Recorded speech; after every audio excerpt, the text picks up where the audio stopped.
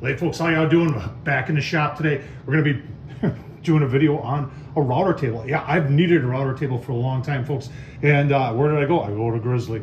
Grizzly's got these, they've got a lot of different types, folks, and I've had a lot of different types over the years.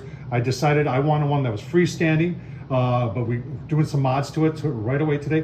We're going to add some wheels, we're going to raise it up a little bit, and we're going to put a start-stop button on it. If you're wondering which one this is from Grizzly, this is the T10432. We'll leave the link down below, folks. Keep on watching. All right, so let's get started here. I do have it assembled, folks. I really didn't need to show you anything there. It goes together really well. The Grizzly products do a great job. We've got the router. I'll show you what router we're going to put in there. So I've got this Porter cable I've had for quite a year. This thing is a behemoth. Big motor in it. It's actually got a soft start to it, and it is adjustable for your speed. So you just want to make sure when you're mounting it so that everything you need to get into change blades or bits is readily accessible from the front.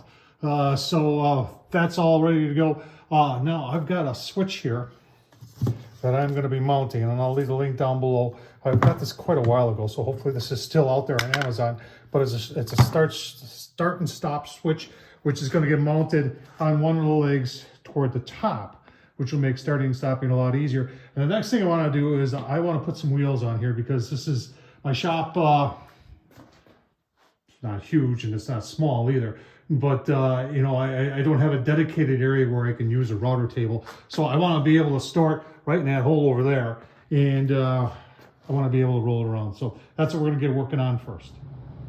All right, I got some scrap pieces of pressure treated 2x4s, and if you're wondering what the angle is that I set on the miter box there, it's 8 degrees, and I'm just cutting those to fit. I think I am going to paint them black though, so they look more like they belong. And then I've got some wheels here. So the height of the wheel here is 2 9/16. Even wrote it down. Good job, Tom. And so whatever side those mount on, and so you know, this is bigger than 2x4, so I'm going to drill another hole, and I'm going to use this hole and a center hole to attach it, and it'll be just fine in my opinion. I did pick the type of casters that have these metal lockers on it. They seem to work better. I've got some of the plastic styles that I built this for my well, I got stuff in there, and obviously the sander up there, but those break off. As you can see, I broke one off already, so we'll keep on going here. All right, continuing on, I changed my plans a little bit. One of my concerns is I got to get these back legs up high enough. 2 9/16 is the height of that wheel right there. So what we've done is 10-degree angle is what I've determined this is all at. So we've built ourselves, used some Craig bit, screwed up on the hole, sorry about that. A little glue, pressure treated, and then we've got a compound angle that is 9 degrees that way, and then tips in. And here, I'll give you a better look-see so you understand what we got going on there, just like that.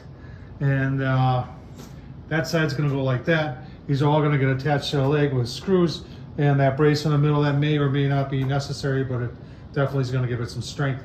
And I think we'll just actually give it a coat of black paint. Pressure treated, yeah, if it's dry enough, and this stuff has been sitting down here inside for, I think over a year, so it's plenty dry by now. So I just want it to match a little bit better, and we'll keep on going. All right, painting is done. Nothing fancy there, just 2 coats of a black water-based enamel. So we'll start getting her assembled. All right, got the first wheel on there. We did drill another hole so it fits in there, and I'm also pre-drilling in the wood too. I don't want to split anything. I've got everything attached here. Screws on that side, wood screws on that side. Went with something that's silver, so it kind of looks the same. So we just gotta, if you want to know what I'm attaching the wheels with, these are 1.5 inches, and those are working very nicely. So on the wood side here, I am putting some, they're like non-sliders. There's a technical name for them here. These heavy-duty gripping pads. On 3 of them, I'm putting 2 on each side. All right, got it all put together there, and I really like it. I mean, it gives me portability, and it raises it up 2.5 inches. So next step is I'm just gonna get a couple screws here, and I'm gonna install the start-stop switch, which I like the idea. I'm gonna put it right there on the, if you're right-handed, I would put it on the right-hand side. If you're left-handed, put it on the left hand, but I'm going to put it on the post right there. This, in my opinion, is a must for a router table, especially like this. It just makes starting and stopping a lot easier. Just 2 stainless steel screws. I did double nut the back side. It just works better than lock washers, in my opinion. All right, I found the box. So it's a Fulton stop sign paddle power switch. And it's actually, just learned something about it. So I did bundle up my cord, zip ties from the router. I got it hooked up. And what I like about it is, obviously, you can start it right here. Then to shut it off, now here's the cool part. You're saying, okay, it stopped. Cool part now is that part of the safety part of this is that you can't then, you got to pull up on this, resets itself, and then, yeah, that's nice. I like that.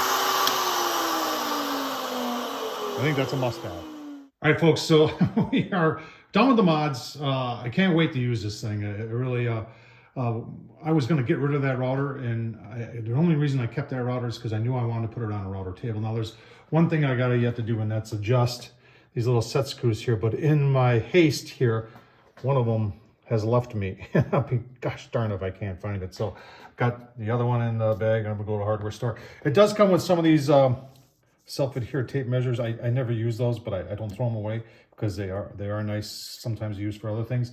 And it's got these 2 plastic things where they're shims. You see there's different thicknesses here. And you would use those to shim the back of the fence. So that's interesting. I can't wait to see if that comes in handy too. But I hope this is helpful. Nice little project. I like it as a router table. Nice and big. We made it portable, made it a little bit higher. Put a safety feature on there, the start stop paddle. I like that a lot. Hope this is helpful. Leave a comment below. Tom Horseman at YouTube. Thumbs up, and thanks for watching.